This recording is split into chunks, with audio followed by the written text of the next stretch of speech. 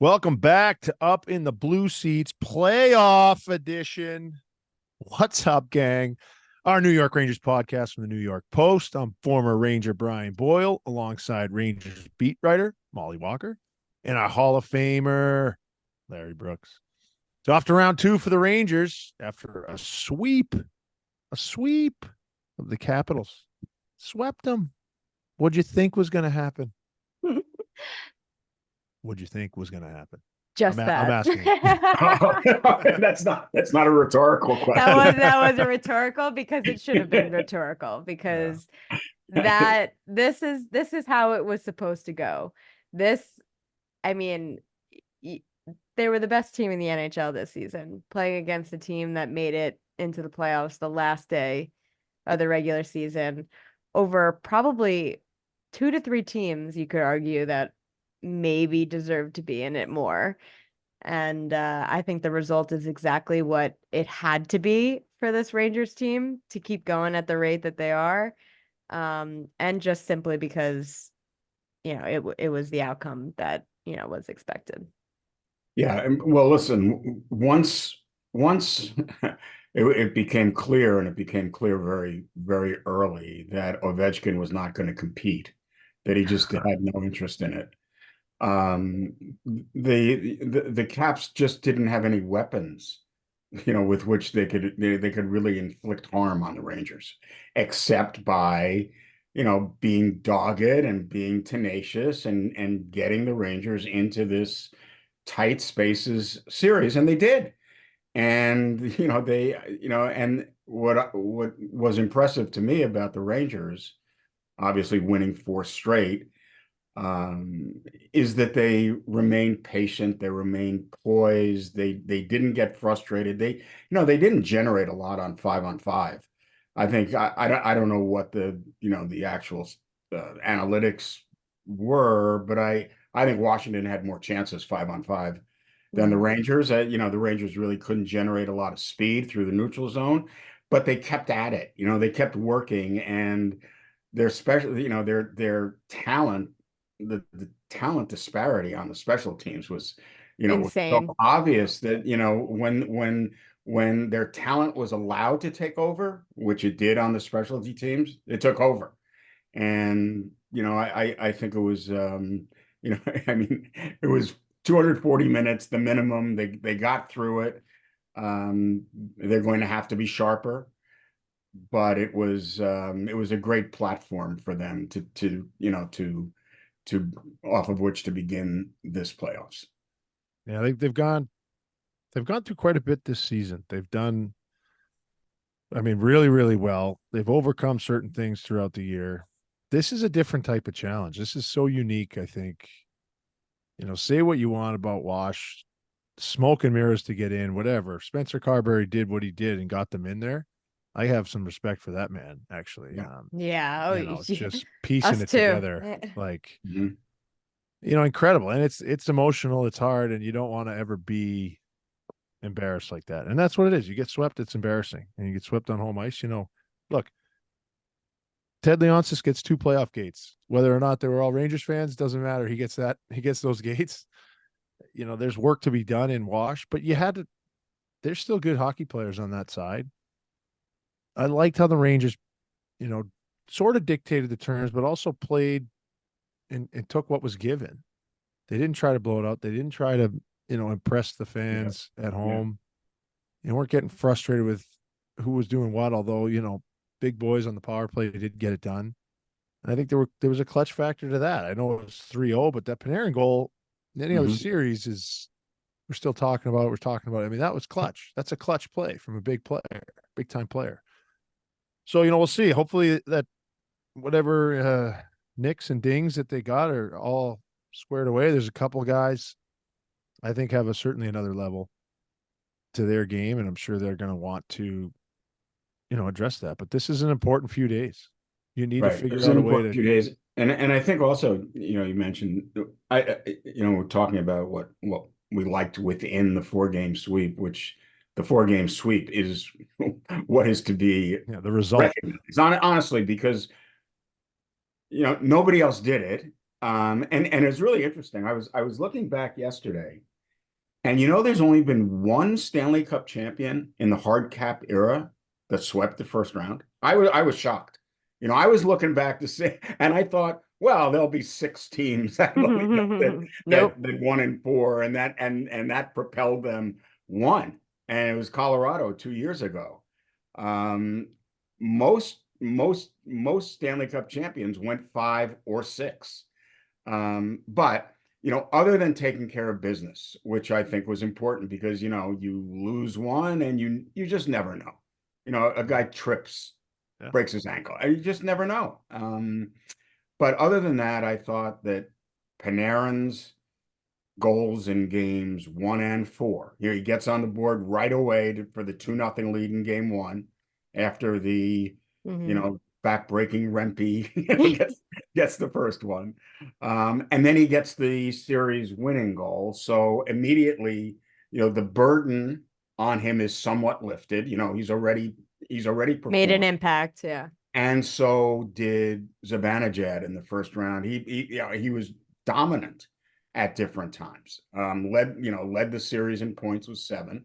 But he was dynamic with the way he played. And we talked about it, I think, last week or even the week before, that you could see his game coming the final week or 2 of the regular season. It amped up. And I thought he brought that into this series against Washington, where he and of course another guy, Trocheck, who has been one of their best players all year, was probably maybe their best player in this series. So everything kind of fell into place, other than the 5-on-5 attack, which I think they'll have to improve. I think their stars were their stars, but it was also a team effort at the same time. 10 different goal scorers, 14 different point getters. I mean, it was a shared responsibility, but with the stars leading the way and setting the tempo, which obviously is just a key for this Rangers team in general. But I mean, sweeping in 4 games, you really can't ask for anything better than that. You can, argue and go back and forth of whether it was the dominant performance that maybe some people would want, maybe not. There was nothing fancy or pretty about it, but I think as a foundation, like you said, Larry, this is what they needed to do, what they had to do, what they were supposed to do, and they did.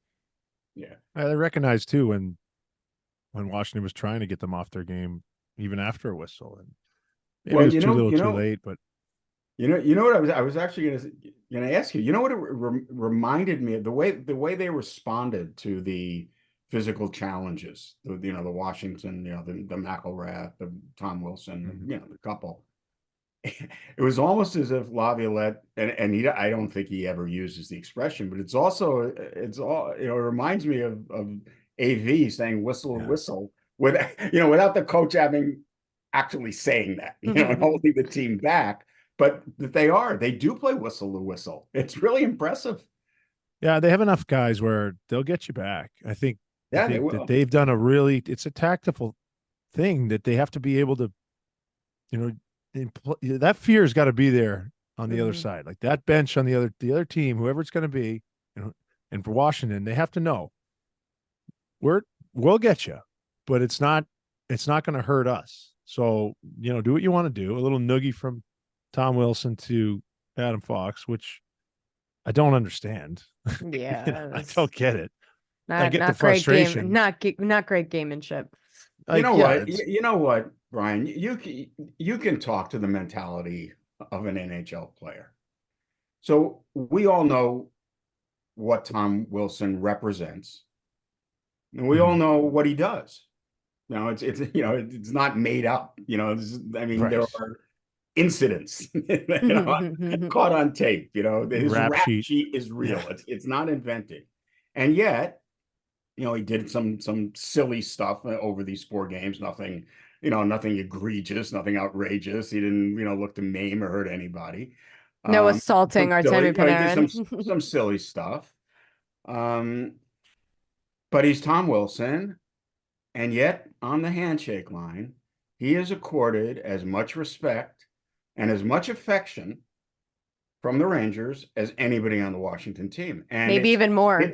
and maybe more. It's fascinating, the mindset to me. It is. It's kind of like, okay, it's over. Yeah. You're just a guy. And I remember a couple of years ago, right? Kreider was talking about how he's friends with Tom Wilson. He trains with him in the off season. He spends time with him. It's just such an interesting perspective that you guys have in that He's a fraternity. wild card, You have it. but he's also a wild card. And he's probably gained a little bit of respect because he has developed his on ice game. He can affect the game with goals and with good play, but he can also really hurt you, physically injure you, take you out. And I think I'm not speaking for them or anybody, but the respect is probably like, you probably could have. There's probably a few moments where you could have and you didn't. Like, I'll give an example. We played against Minnesota 2 years ago, and it was a close game. And I was in the neutral zone. I was a few feet away from the boards. I chipped a puck in, and flying by my right shoulder, and just a little nudge, was Marcus Foligno. Hmm. And I usually know where guys are, and especially when he's on the ice, I'll know where he is. And I'm not going to shy away, but that's just, you need to be aware of. That's part of playing. That's a skill set you need to have. The guys that get blown up a lot don't have it, and it's going to hurt them in the long run. But I look back, we both made a change after I chipped it in. I looked over to him, and he like smiled and winked at me. And I'm like, you could have ended my season and probably my career in my But you head. didn't. But And you I didn't. just looked at him and I'm like, whew, thank you. And he's like, no problem. And that was it. And it's like, okay, respect, because it's a tight game. They weren't necessarily probably exactly where they wanted to be. They were a good team, but you want to come into Pittsburgh and win when you're playing Crosby, Malkin, Letang, Mm-hmm. and you can run their biggest guy and you just kind of give me a bump. So maybe I had earned a little respect, but he went. I mean, I always love him I love that guy as a player. I love his brother as a player, but I was shocked, and I'm just like, thanks, dude. And he knew I was in a vulnerable spot. Like Tom Wilson, there's probably times where he could have done that too. He probably would have gotten a fine or a suspension, but no, down 3-0, especially game 4, he gave a little noogie to Fox because they scored, and that's the frustration coming out. But 5 Yeah, years ago, Tom he went Wilson would have hurt right somebody. for Fox. He went right for Fox. Dave Maloney lost his mind. I love Dave Lost Maloney. his mind. We love him too. It was the perfect, Yeah. just exactly the response you would imagine from the Yeah. So I don't know if captain. that makes sense, but that's kind of probably along the lines of where that comes from. Because I mean, he could go out on a lot of shifts. He hits that hard. He skates that well, and he picks his spots that well, where he can do that. Yeah, if you watched it, every single guy gave him a pat on the Yeah, chest. every guy gave him. Every single guy. And the Larry's smirk. just pissed. Larry's banging away at his keyboard. This guy. No, no, yeah, and you know No, just what? kidding. No, but you know what? And I think I talked about this. No, it was a conversation I had with somebody in the last few weeks. It's kind of like how my perspective on supplementary discipline has kind of evolved. It goes back and forth. I mean, because if the league, if say, the headhunt and, a head hit, everybody on the outside thinks it should be 12 games, 18 games. The guy should, suspended for life. The league suspends him for 4, 3, whatever it is. And everybody on the outside is outraged, including me, for the most part. But the league is okay with it. The Players Association, for the most part, is okay with it. So then why would I be so upset? Honestly, it's kind of like, well, the people involved are, it's Yeah. their safety. It's the players' safety. The players don't seem to care. The owners who are paying these players, they don't seem to care. So why am I so outraged? Why is it ruining my day? Yeah, Well, honestly, I mean, and that's kind of like, whole, really, if these guys want to line up and accept Tom Wilson, it's fine with me. I mean, who am I? I'm a guy who's watching the game. I'm The not. players, I'm the not in players it. care. What are you going to do though? What are you going to do as a player? No one's going to go. I mean, maybe Well, maybe in do you time we'll need see. you need to Well, I don't know about that. But if No, I mean, I'm that okay with scenario, it, but yeah. it's just interesting to me that it's just interesting to me Well, how they won. that's part of You it. win a series, you sweep a team. You're not going to be like, hey, f you. You're not going to spit on the guy. Like it's just like you're going home now. That was a fun Yeah. 8 days. Our Timmy Panarin smirk when he was shaking Tom Wilson's hand said that exactly, I feel. It's just like it was see I might not have ya. gotten you, but I got your buddy. Enjoy your tea time. Like something like that. Yeah.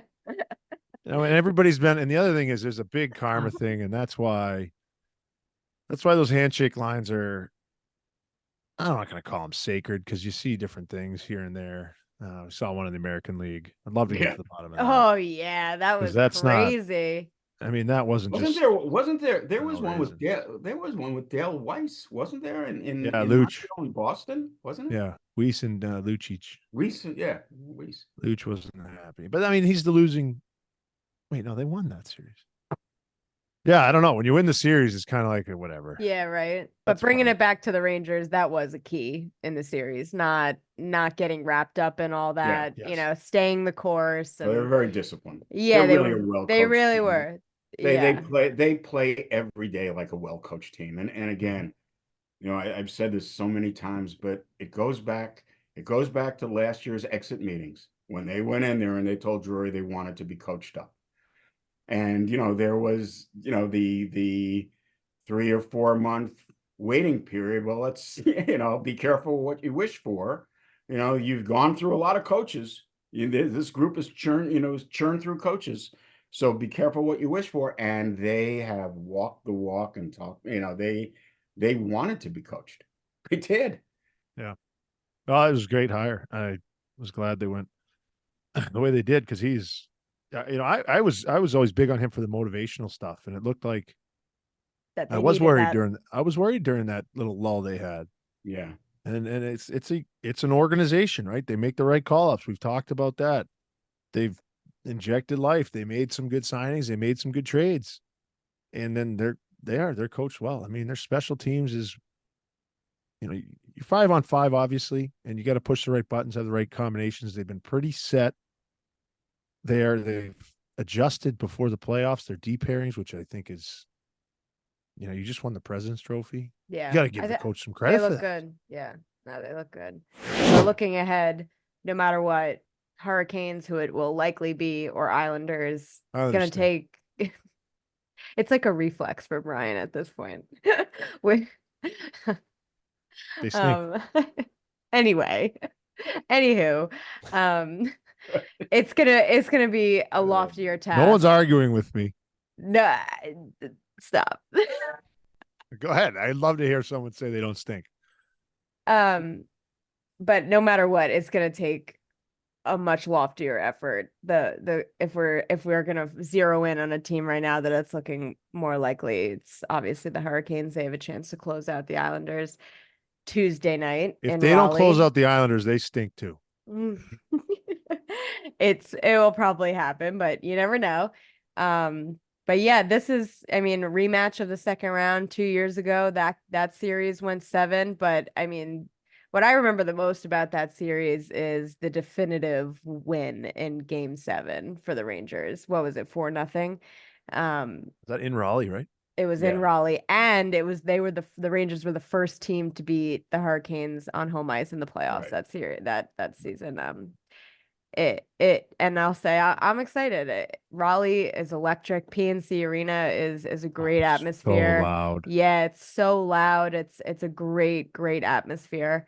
So it should be a lot of fun. During the regular season, it's at least 50% Ranger fans. And Ranger fans take over that arena. They do. In the playoffs, it's a little bit different, but assuming it's Carolina, it'll be a much faster pace. Definitely. The tempo and the Washington series was what it was. but the tempo was a very low event series. It was. It didn't have a great playoff feel to it. This next round will. They got to make it. and I They got to think use that. The Rangers will be ready for it. They Yeah. understand the jump that Yeah, needs. they know. They'll get it. They'll get into it very quickly. They will. I'm not concerned that that. Yeah, I remember. I don't know, because I do think they got something out of it. I think they got a lot out of the special teams. I think their power play now is fearsome. Honestly, I do. And I They think have really they is. have like 6 different setups. It's like and it's like the Knicks it offense. is so It's like creative. Knicks It is so dynamic. They add stuff every day. Yeah. Honestly, it is the best. It is the Looked. best version of that it's ever been.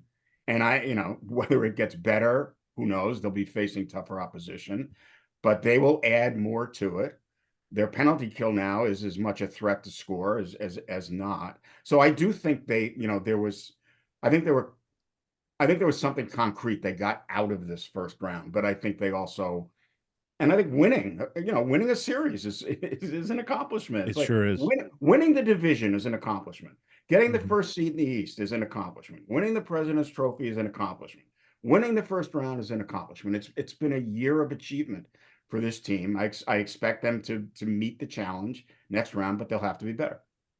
For sure. Yeah. Real quick on the special teams, power play specifically. Maybe not Knicks offense because I've watched 0 seconds of basketball this year, but they have different setups and they go to them randomly from what I see. It is not like they go on the ice and it's almost like a play call in football. We're doing this. Yeah, and if it doesn't it work, is. then we're doing this and we're audible into this. It's like It's the same never off seen- of face. It's I've the never same heard off of a of power face play like offs. that. Yeah. It's the same off of face-offs lately too.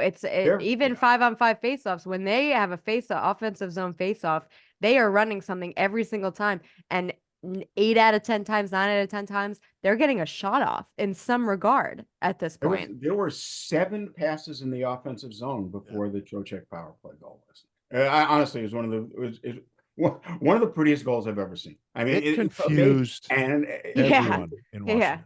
Honestly, it was the goalie fell down. They were their heads were all over. They didn't know what was going on.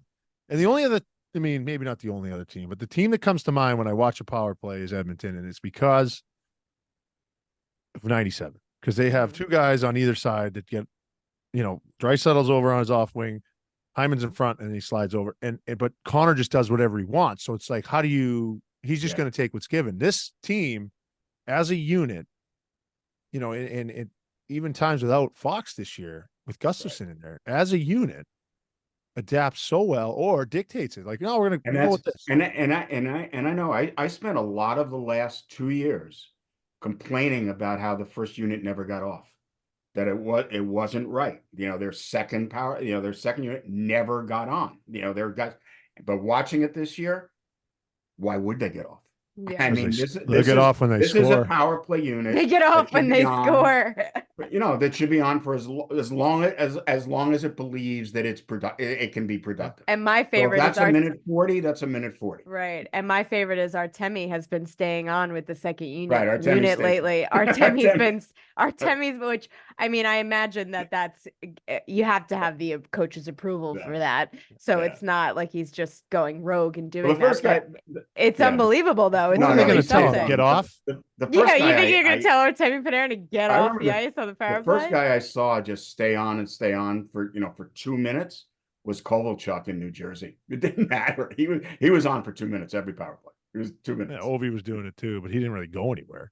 Right. No, he didn't go anywhere. Yeah, no. Right. Yeah, I know. It's in Pittsburgh, the second power play unit had a joke that they called themselves PP6. And we're power play 6. Because it was like, what are you gonna do? Like, right. Well, if this happens, this happens, this happens, this happens, then we. Oh no! Then what about then if, you go. then we go. Right. But Brian, you talk about having a guy like McDavid who's able to just do whatever he wants on the power play.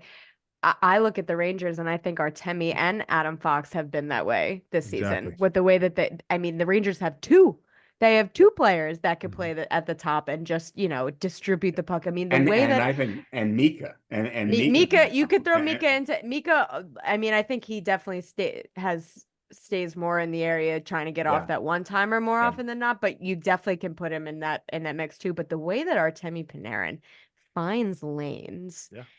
is unlike anything I've ever seen. And Artemi always says that he's constantly looking for Kreider too, who is just an absolute masterclass in the net front Mhm. presence department. So you think of all the different aspects of this power play, it really can be unstoppable. And it If they all almost compete. was. Yeah. If they all compete too, if you And get I also Mika skating like he's doing, competing like he's Mhm. doing, Yeah. I mean, you're going to get what you're getting from Troach. He's getting everything. He's winning Yeah. all the And draws. Yeah. Yeah. And I also think, and again, it was the end of the regular season, but they was it 3 games? I think it was three straight or 3 out of 4 games where they scored a game-winning power play goal Right at the third end of the period. season. And And Kreider so scored like 3 of and them. again, I think this power play is, I think they're at their peak and but I don't think it's at its peak. I think Which there's is room pretty to grow. crazy. Yeah. There'll be new challenges. There'll be new Yeah. challenges. I assume it'll be in Raleigh, or well, at home anyway. But I think it's going to be Carolina. It should be, but who knows? Again, show me something, Isles. The challenge from Brian Show me Boyle. something. They're getting better. They don't stink as much as they did stink, but they still kind of stink. I'm rooting for Palms. I like Do Kyle. you ever have any conversations with them in free agency? I don't think so. My agent might have got a feeler.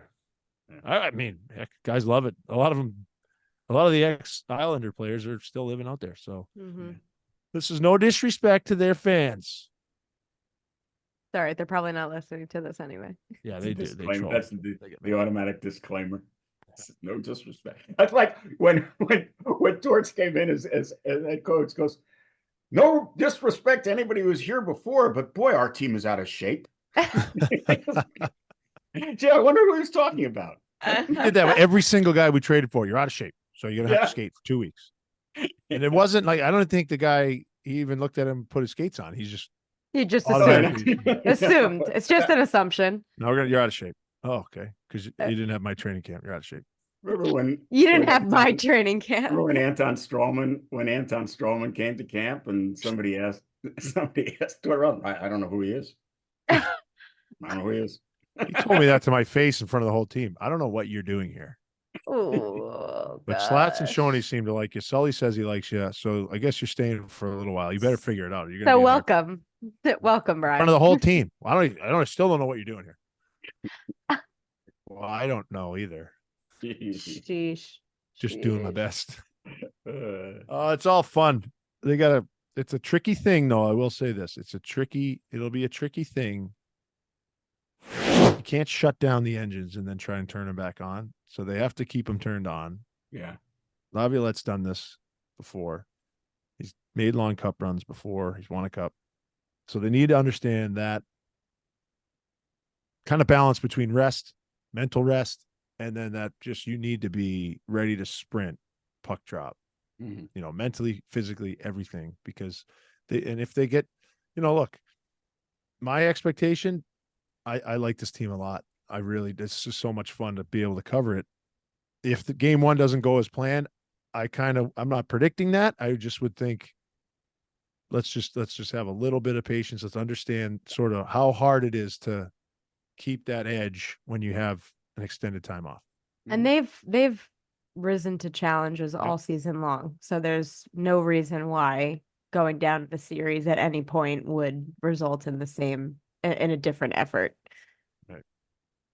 You just want your best. I mean, I wish they got a little more from Wash, but they took care of what they did. You can only play the games on the schedule. Great first round.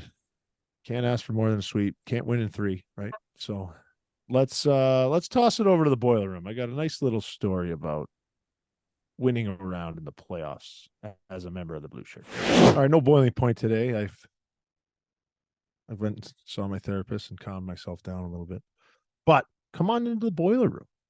Got a little story here about what it's like, a good feeling after an accomplishment of winning a playoff series. And the one that sticks out to me the most was when we ended up beating Montreal. Now we had a chance to beat Montreal and make it a quick series in the Eastern Conference Finals in 2014, but like we usually did, like to let the series kind of linger on for a few extra games, and we ended up beating them in 6, but at home. But I just remember that feeling right from the buzzer in a 1-0 game, through being in the room with the guys, sharing that. We had those new hats, whatever, you're going to the cup final, you get the hats. You don't like, they're kind of crappy hats, but you put them on because you do accomplish something, getting the chance to play for the Stanley Cup. And then everybody getting together the next night and watching the Western Conference Finals.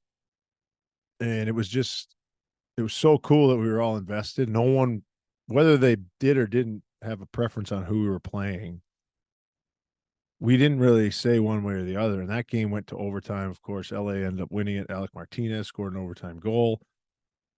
We all know that name, unfortunately. And the good memories sort of ended there after we lost the cup final. But that, just those couple days in between, the anticipation of going into the finals, like the Stanley Cup finals, I can't believe we did it. And walking around Manhattan, hearing, fire engines blaring their horns and sirens when they recognize a couple of us walking down the street. Everything about that spring and almost into summer was, it was 10 years ago, but it was some of the best stuff I'll ever remember. It was so much fun to be a part of. We were always together, all the dinners, all the meetings, everything we did it together. Time off on the road, in the lounge, in the hotel room, playing cards, watching hockey, watching golf. The Rangers get a little bit of time now. They get some time. They really need to focus. I think they're a mature enough team to understand that. I'm looking forward to who they're gonna play and what they're gonna bring. But hopefully they, obviously winning, and that's the ultimate motivation. But hanging on to those, getting to have those experiences with your teammates as long as you can is something that's a lot of motivation just to keep this thing going. So that was probably my best memory. Obviously we went to the cup final, but that was really something special that I'll never forget. Hello and goodbye to the Capitals and episode 155 of Up in the Blue Seats, our New York Rangers podcast from the New York Post. 3 stars. Molly, kick it off. We're gonna go for this whole series. I'm gonna steal Vincent Trocheck from you, Brian. You always take Trocheck, so I'm gonna take him this time. A good pick. Second on the team in points, 3 goals, 3 assists through the series. Again, touching every single part of the Rangers game. Special teams was the number 1 storyline of this series, and Vincent Trocheck is the Rangers special team. So it's good. Yeah. DNA all over. Every win was Troch and Mika. Mm-hmm. There's your 1-2 punch at center.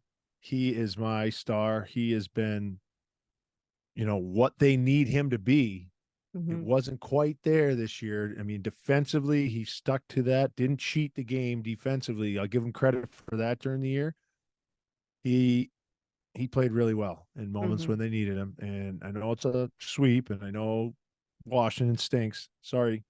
Not a good year for them. Sorry. But you still have you still got to win the games, and it's not easy, and it can snowball quick. He was good. He was dialed in, and he's going to need to take another step in the next round. And I think he will. It was encouraging. An honorable mention goes to Captain Jack Roslovich with 4 points in the series. You got to give it to the guy. They get him at the deadline. Chris Drury made a couple big moves. They're playing their part here come playoff time.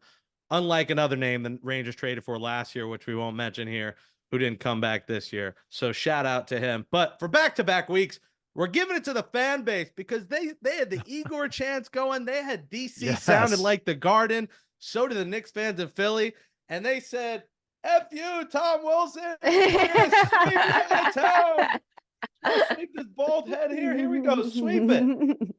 That was a cruising sweep. Like, why were the Capitals in the playoffs if they weren't going to show up? This was just too easy. The Rangers didn't even play their best hockey, guys. Like, this was not the best Rangers team. Someone tweeted me, the Rangers did not show me enough that they'll go past round 2. I think this was just a little appetizer for them. I think they're going to show up bigger and better next round. So shout out to the Rangers fans who made that little Excella like Molly did for 3.5. You have a comfortable ride? Do you have anyone next to you on your trip? I did have someone next to me on my trip, but actually Michelle, Gingras and I, the MSG Network's host, she was on my train. So we rode back together for the final hour of the trip, which was very nice. So shout out to Michelle for keeping me company. Always nice having someone next Beautiful. to you when you have to make them get up to go to the bathroom or whatever. So those get rocky. It was hard to use the bathroom while on that Amtrak train coming back from Boston. But besides the point, Ranger sweep on a round 2, and you can watch more coverage of the New York Post Sports Podcast, the Up in the Blue Seats podcast, on that YouTube page. Subscribe, give us that thumbs up below, comment below. Do you want the Hurricanes in round 2? Do you want the Islanders to pull off the inevitable miracle comeback, which won't happen? Islanders stink. There's a lot of clips of you saying that apparently. Cut on it, the make it internet, another so, clip. yeah, there's part 2 of the Islanders stink Brian Boyle montage video. So let us know in the comments how you feeling about the Rangers. Are you confident going into round 2? You can follow Molly on Twitter. That's Molly Walker, 2 E's, 2 R's. Brian Boyle at BryBrowse22 and Larry Brooks at NYP_Brooksy. Yes, Brian, that is an underscore next to his Twitter name. For Larry Brooks, Brian Boyle, Molly Walker, I'm Jake Brown. They got you covered. Coming up round 2. Let's go. The playoff run goes on. Brian's got kids to pick up at the bus, but he said, this is the playoffs. I live for this. It's the Yoffs. He's been deep in the playoffs, and the Rangers look to go deeper past round 2 and beyond. So stay tuned for next episode of Up in the Blue Seats. Go Rangers.